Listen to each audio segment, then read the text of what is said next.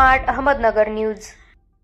मातेरेवाडी तालुका मुळशी जिल्हा पुणे येथील रहिवासी कैलासवासी हबप धोंडीबा काळूराम बोंद्रे यांचे 9/12/2025 रोजी मातेरेवाडी येथे राहत्या घरी दुःखद निधन झाले आहे। रविवार दिनांक 21 डिसेंबर 2025 रोजी सकाळी 10:30 वाजता स्थळ राहत्या घरी मातेरेवाडी मुळशी येथे 13वा विधी होईल।